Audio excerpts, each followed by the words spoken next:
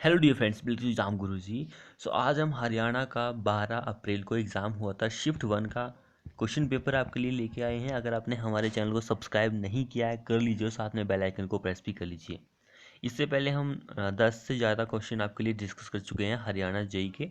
अगर आपने वो नहीं देखे तो प्लेलिस्ट बनी हुई है, आप जाकर देख सकते हैं। तो देखिए यहाँ पे फर्स्ट नंबर पे जो क्वेश्चन पूछा गया है कि the lime is used for. Lime जो होता है वो किसके लिए यूज किया जाता है? लाइम जो होता है वो मैन्युफैक्चरिंग ऑफ ग्लास यानी कि प्रोडक्शन ऑफ ग्लास के लिए यूज होता है। जो रॉ मटेरियल होता है मैन्युफैक्चरिंग ऑफ ग्लास के लिए वो होता है सैंड होता है, लाइम होती है, चौक होता है, सोडा होता है, पोटाश भी होता है। तो ये सारे जो होते हैं ये होते हैं रॉ मटेरियल जो कि यूज किए जाते हैं प्रोडक्शन ऑफ ग्लास के लिए। यहाँ से भी बहुत सारे क्वेश्चन जो है पूछे गए हैं। जैसे कि मैंने आपको पोटाश भी बताया एक कि भाई पोटाश जो होता है इसका क्या फंक्शन होता है। पोटाश जो होता है एक रॉ मटेरियल की तरह ग्लास की प्रोडक्शन में यूज किया जाता है। इसका जो ये फंक्शन होता है कि हमारा जो ग्लास होता है ये उसको फायर रेजिस्टेंस बनाता है। ये एग्ज़ाम में क्वेश्चन पूछा गया है। ये पॉइंट मैंने इसलिए बता रहा हूँ क्योंकि जो पॉइंट एग्ज़ाम में पूछे जाते हैं उसके रिलेटेड ही मैं आपको पॉइंट जो होते हैं वो बताता हूँ। तो इसको भी आप अच्छी तरह से देख लीजिएगा।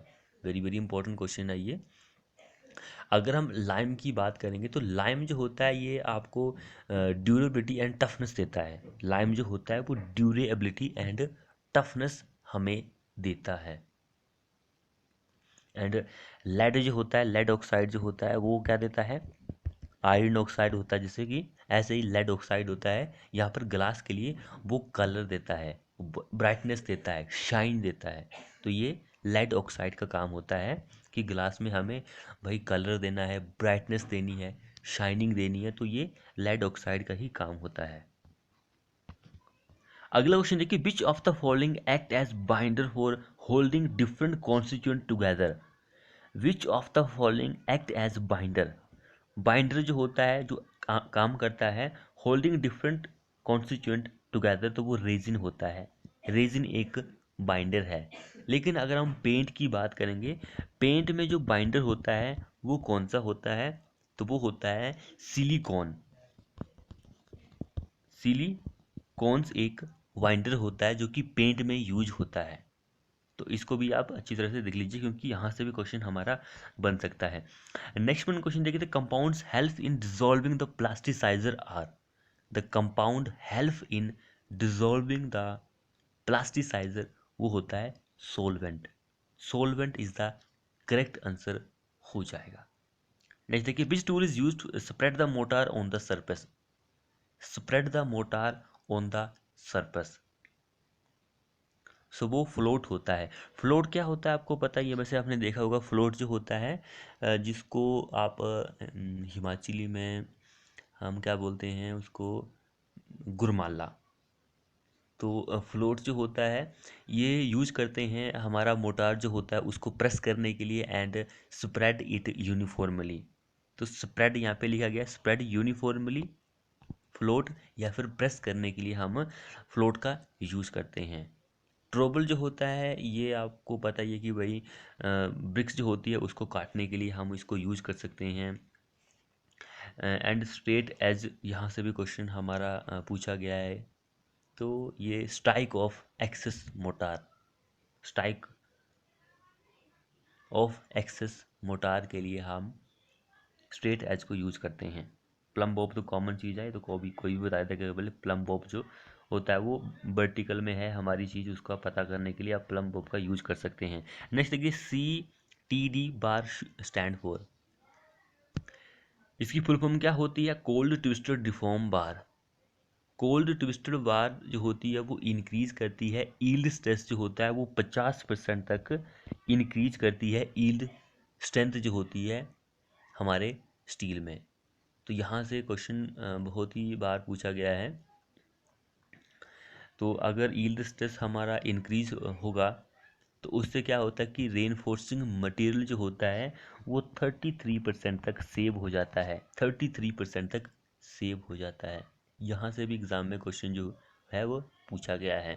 और कोल्ड ट्विस्टर बार जो होती है, इसकी जो सूटेबल पिच होती है वो 9 से लेकर 12 सेंटीमीटर की होती है। 9 से 12 सेंटीमीटर तक होती है।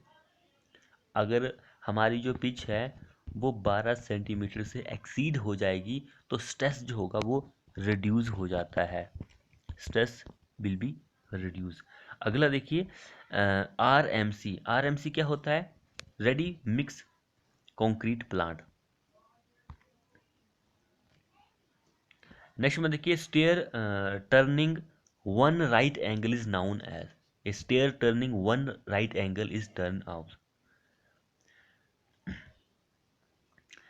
भाई हमारे पास एक हाफ टर्न स्टेयर होती है। हाफ टर्न स्टेयर जो होती है ये दो पार्ट में इसको डिवाइड किया गया है। एक होती है डॉग लेगेड स्टेयर, दूसरी होती है, ये ओपन न्यूवेल है लेकिन ओपन वेल स्टेयर जो होती है वो दो पार्ट इसके हो गए।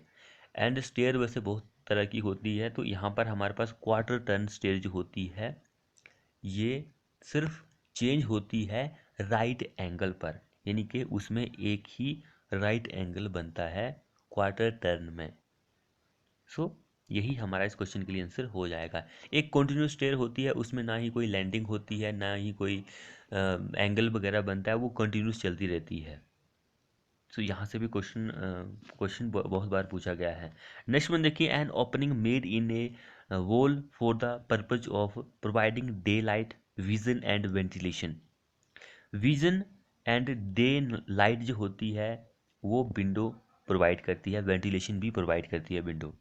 वेंटिलेटर नहीं होता है, वेंटिलेटर तो आपको पता है कि ये ज़्यादातर बाथरूम में ही छोटा कंडक्ट होता है, प्रोवाइड किया जाता है, ये वेंटिलेशन ही प्रोवाइड करता है। अगला देखिए, the construction of temporary support provide to the side of trench by means of wooden member is called. उसको हम टिम्बरिंग ऑफ ट्रेंच बोलते हैं। नेक्स्ट देखिए, the which tool is use for the lifting and spreading mortar for cutting and of brick and construction of joints etcetera in the brick masonry. तो वो हमारे पास trouble होता है। तो मैंने ट्रॉबल के बारे में बताया था आपको कि ट्रॉबल क्या करता है। ये पूरी डेफिनेशन दी गई है ट्रॉबल की, आप देख लीजिएगा। नेक्स्ट देखिए, which tool is use with mallet and hammer for dressing of motor.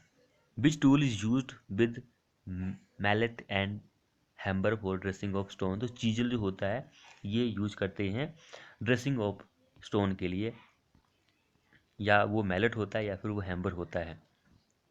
Next देखते हैं, degree of plasticity of fresh concrete और मोटार, वो होता है फाल्स सेट। फाल्स सेट हम उसको बोलते हैं। अगला क्या बोल रहा है कि which of the following test is not consider as non destructive test. तो वो कंप्रेसिव स्ट्रेंथ टेस्ट जो होता है वो नॉन डिस्ट्रक्टिव टेस्ट में नहीं गिना जाता है। सरफेस टेंशन जो होता है उसको एक्सप्रेस किया जाता है न्यूटन पर मीटर में।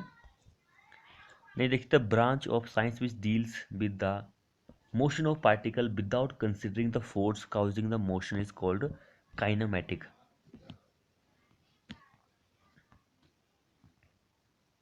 अगला क्या बोल रहा है, the ratio between the actual velocity of jet of liquid at vena contracta and the theoretical velocity of jet is known as coefficient of velocity, हम उसको बोलते हैं।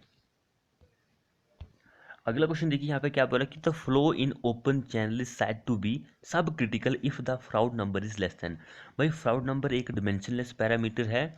सो इसके बारे में मैंने आपको ट्रिक भी बताई हुई है कि इसकी ट्रिक क्या होती है। यहाँ पर हम बात करते हैं कि भाई क्रिटिकल जो होता है फ्लो, ये क्या होता है, क्रिटिकल फ्लो क्या होता है। जब आपको कोई इसको डिफाइन करने को बोलेगा तो आप कैसे डिफाइन करेंगे इसको। So critical flow is defined as the flow at which specific energy जो होती है वो मिनिमम होती है। वो क्या होता है, स्पेसिफिक एनर्जी जो होती है वो मिनिमम होती है, उसको हम क्रिटिकल फ्लो के नाम से जानते हैं। ये चीज़ भी देख लीजिएगा।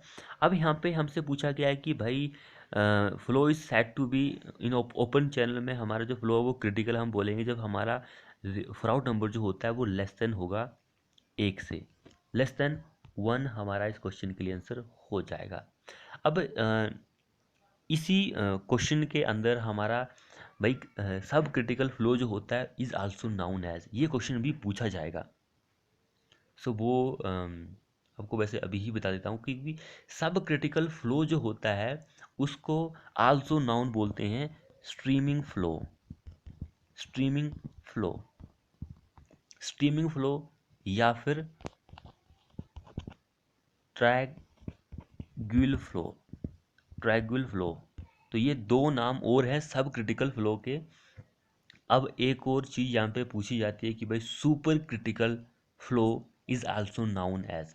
सुपर क्रिटिकल जो होता है उसका नाम होता है शूटिंग फ्लो।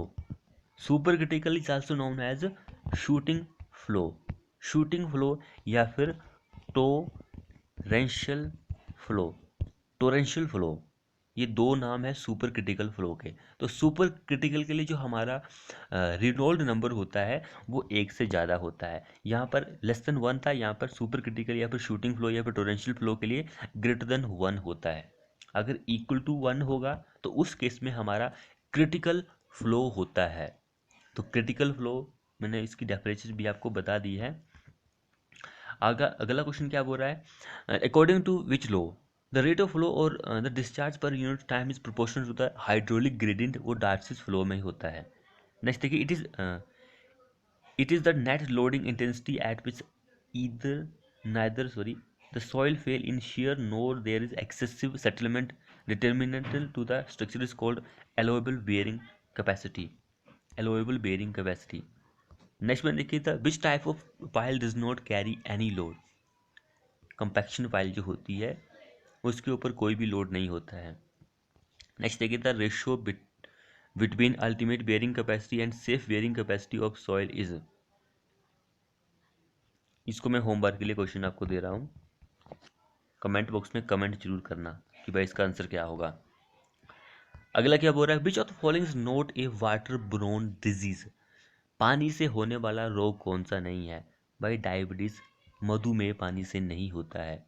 बाकी टाइफाइड हो सकता है, हैज़ा हो सकता है, दस्त हो सकता है, लेकिन मधुमेह जो होता है ये पानी से नहीं होता है।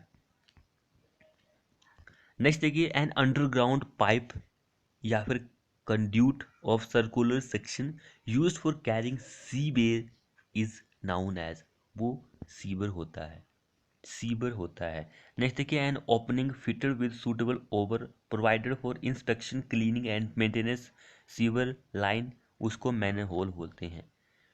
इंस्पेक्शन के लिए, क्लीनिंग के लिए, मेंटेनेंस के लिए जो एक ओपनिंग प्रोवाइड की जाती है उसको मैनहोल बोला जाता है। तो मैनहोल जो होते हैं 3 तरह के होते हैं, इसका मैंने आपको साइज भी बताया हुआ है। शायद मेरे हिसाब से इसी सीरीज में हमने वो डिस्कस किया है। तो अगर आपको नहीं पता तो आप सीख सकते हैं सारी वीडियो देखकर। नेक्स्ट देखिए, which of the following is the ratio of map distance to the corresponding ground distance is independent of unit of measurement. अगर सिंपल भाषा में हम आपको बोलेंगे कि the ratio of distance on map and distance over ground, उसको हम RF बोलते हैं, इनके रिप्रेजेंटेटिव फैक्टर हम बोलते हैं। अगला क्वेश्चन देखिए, ये क्वेश्चन जो है दूसरी बार यहाँ पे पूछा गया है, difference between two measure value of the same quantity is known as. Difference between two measure value of same quantity, उसको हम डिस्क्रिपेंसी बोलते हैं। ऑप्शन थर्ड हमारा इस क्वेश्चन के लिए आंसर होगा। नेक्स्ट में देखते हैं, बुक इन विच चेन और tape measurement are entered is called. इन दोनों के द्वारा लीनियर मेजरमेंट ली जाती है। सो जो इनके द्वारा जो मेजरमेंट ली जाती है वो किस बुक में एंटर की जाती है, वो होती है फील्ड बुक। फील्ड बुक में वो की जाती है।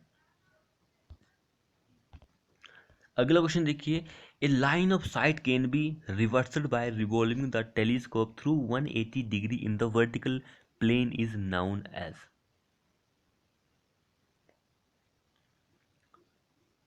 वर्टिकल प्लेन होता है लेकिन हॉरिजेंटल एक्सिस होता है, हॉरिजॉन्टल एक्सिस होता है। वेरी वेरी इंपॉर्टेंट क्वेश्चन है। थ्रेडोलाइट जो है भाई उसको 2 पार्ट में डिवाइड किया गया है। थ्रेडोलाइट जो है, एक होता है ट्रांजिस्ट थ्रेडोलाइट, दूसरा होता है नॉन ट्रांजिस्ट थ्रेडोलाइट। ये 2 तरह के थ्रेडोलाइट होते हैं। एक में क्या होता है कि आपका जो टेलीस्कोप होता है उसको आप 180 degree in the vertical plane and horizontal axis पर उसको आप रोटेट कर सकते हैं, वो होता है ट्रांजिट थर्डोलाइट। दूसरा होता है जिसको आप 180 degree in the vertical plane about its horizontal axis पर आप रोटेट नहीं कर सकते हैं, वो होता है नॉन ट्रांजिस्टर थर्डोलाइट। सो यहाँ पर कर सकते हैं केन भी, तो वो थर्ड हमारा ट्रांजिस्ट थर्डोलाइट हो जाएगा। कैनोट भी होता तो हमारा नॉन ट्रांजिस्ट थर्डोलाइट हो जाता। नेक्स्ट वन देखिए, तो विच type of highway connecting district headquarter and important city with the state, तो वो होता है स्टेट हाईवे। स्टेट हाईवे जो होता है डिस्ट्रिक्ट हेडक्वार्टर को कनेक्ट करता है एंड जो मेजर सिटी होती है उनको कनेक्ट करता है स्टेट के साथ। नेक्स्ट देखिए, as per IRC specification the carriage way width for single lane traffic के लिए, सिंगल लेन के लिए 3.75 मीटर होती है। मल्टी लेन के लिए कितनी होती है, ये कमेंट बॉक्स में कमेंट कीजिए भाई। ये भी हम बहुत बार डिस्कस कर चुके कि मल्टी लेन के लिए कितनी होती है। अगला देखिए, तो boundary between the payment and shoulder और फुटपाथ इज नाउन एज, एक बाउंड्री होती है जो कैरिज वे होता है एंड शोल्डर या फिर फुटपाथ के बीच में, उसको हम कर्व बोलते हैं। कर्व जो होता है वो तीन तरह के होते हैं, एक लो बैरियर कर्व, दूसरा होता है सेमी बैरियर कर्व, तीसरा क्या होता है वेरियर कर्व। वेरियर कर्व, ये तीन तरह के कर्व होते हैं। तो इसकी जो हाइट होती है, जो रोड का कैरिज वे होता है या फिर जो पेमेंट सरफेस होता है वहाँ से, तो लो बैरियर कर्व जो होता है जिसको हम माउंटेन कर्व बोलते हैं, लो बैरियर कर्व को माउंटेन कर्व बोला जाता है, तो इसकी जो हाइट होती है वो 10 सेंटीमीटर होती है। सेमी बैरियर कर्व की 15 सेंटीमीटर होती है। बैरियर टाइप का जो कर्व होता है लास्ट वाला बड़े वाला, उसकी 20 सेंटीमीटर होती है। अगला देखिए, in which of the airport loading and unloading of cargo and passenger parking refueling of the aircraft is carried out, सो वो होता है एप्रोन। एप्रोन एप्रोन जो होता है यहाँ पर आप लोडिंग कर सकते हैं, अनलोडिंग कर सकते हैं पैसेंजर की, पार्किंग कर सकते हैं, रीफ्यूल यानी कि ईंधन भरवा सकते हैं, तो उसको एप्रोन बोला जाता है। नेक्स्ट देखिए, तो precipitation is express in, precipitation जो होती है वो में आप एक्सप्रेस कर सकते हैं, मिलीमीटर में करते हैं भाई। बारिश जो होती है उसको में ही एक्सप्रेस किया जाता है। नेक्स्ट वन देखिए, which type of dam is constructed for the purpose of diverting part और all the water from the river into a conduit और ये चैनल, उसको डिवर्जन डैम बोलते हैं। नेक्स्ट वन क्या बोल रहा था, ordinate of unit hydrograph can be obtain by dividing each of the ordinate of direct runoff by depth of direct runoff. Next क्या बोलते हैं, strength of the material below which not more than dash percentage of the test result are expected to fail is known as characteristic strength of the material is 5%। अगला क्या बोल रहा है कि at which angle the war are bent to the longitudinal axis of the beam, कितने angle पर bend की जाती है बार जो होती है।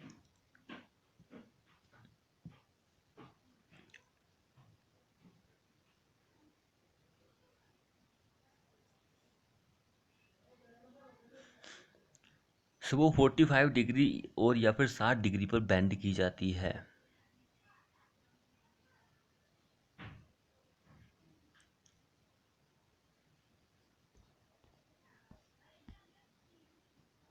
नेक्स्ट देखिए यहाँ पर, the diameter of reinforcing bar shall not exceed dash of the total thickness of the slab for one way spanning slab, तो 1/8 1/8 डायमीटर ऑफ स्लैब की थिकनेस के होता है, डायमीटर जो होता है रेनफोर्सिंग बार का स्लैब के लिए।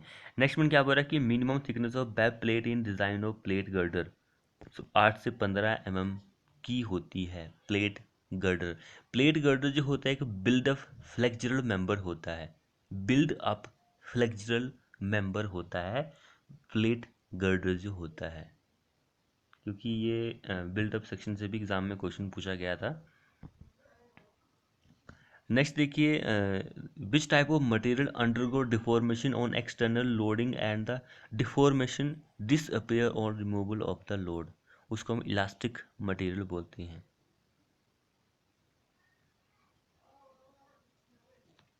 तो इसका उल्टा जो होता है वो प्लास्टिक में होता है, प्लास्टिक मटेरियल में होता है उल्टा। अगर आप लोड लगाते हैं, लोड लगाने के बाद कोई मटेरियल है उसकी शेप चेंज हो जाती है, लोड हटा लेंगे तो शेप वैसी की वैसी ही रहेगी, चेंज होगी वैसी ही रहेगी, तो वो प्लास्टिक होता है। लेकिन चेंज ना हो वो प्लास्टिक होता है, चेंज ना हो तो वो इलास्टिक होता है, चेंज हो जाए तो वो प्लास्टिक होता है।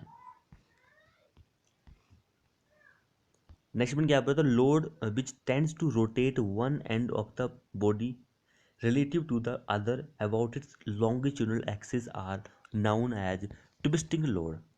Next देखिए, a column is said to be long column if the its length is more than dash times the least lateral dimension. Column के बारे में यहाँ पे क्वेश्चन पूछा गया है लॉन्ग कॉलम के लिए। तो लॉन्ग कॉलम के लिए यहाँ पर 30 होगा, शॉर्ट कॉलम के लिए हमारा होता है 8। लॉन्ग कॉलम के लिए 30 होता है, शॉर्ट कॉलम के लिए 8 होता है। अगर इन दोनों के बीच में होगा तो वो हमारा मीडियम कॉलम होता है। सो ये चीज़ भी इम्पोर्टेंट है एग्ज़ाम के पॉइंट ऑफ व्यू से, तो ये भी देख लीजिए। वैसे ये 30 और 8 जो होता है ये होता है length to diameter ratio. Length to diameter ratio जो होगा, अगर 30 से ज़्यादा है तो वो लॉन्ग कॉलम होता है, लेंथ टू डायमीटर रेशो 8 से ज़्यादा है तो वो लॉन्ग कॉलम होता है। लेकिन यहाँ पे लीस्ट लेटरल डिमेंशन दिया है तो यहाँ पे ऑप्शन भी हमारे लेंथ टू डायमीटर के दिए हैं, तो हम इसको ही आंसर सही मानेंगे। सो ये दोनों इम्पोर्टेंट है। सो जो हमारा शॉर्ट कॉलम होता है वो क्रशिंग से फेल होता है, क्रशिंग की वजह से फेल होता है। एंड जो लॉन्ग कॉलम होता है वो बकलिंग की वजह से फेल होता है। एंड जो मीडियम कॉलम होता है वो इन दोनों कारणों से फेल होता है। नेक्स्ट देखिए, a vertical transparent plane placed between the eyes of the observer is picture plane. Next देखिए, the find quantity of material for 10 cubic metre of cement concrete divide 15.2 by the summation of the proportion of the material which gives the quantity of dash in cubic metre. इसको इसका क्या answer रहेगा, very very important question है यहाँ पर ये। भाई हमें 15.2 जो है वो डिवाइड करना है जो समेशन होगा प्रोपोर्शन का। जैसे कि प्रोपोर्शन मान के चलो कि 1:2:4 है, तो 6 1 7, 7 से हमें 15.2 जो है वो डिवाइड करना है। तो ये हमारे पास सीमेंट ही बनेगा, सैंड वगैरह नहीं बनेगा, क्योंकि यहाँ पर सैंड के लिए कुछ और ही होना था। जैसे कि सैंड 2 नंबर पे होता तो हमें मल्टीप्लाई ABC कुछ ना कुछ और ऑप्शन में होना था, चाहिए था, तो इसलिए हमारा यही आंसर हो जाएगा। अगला देखिए, the total volume of 20 centimetre thick slab of area हमारे पास कितना दिया गया है, 10 स्क्वायर मीटर दिया गया है। ये क्वेश्चन भी इजी क्वेश्चन है। एरिया कितना दिया गया है, 10 स्क्वायर मीटर दिया गया है। एरिया क्या होता है, लेंथ इंटू ब्रेड्थ।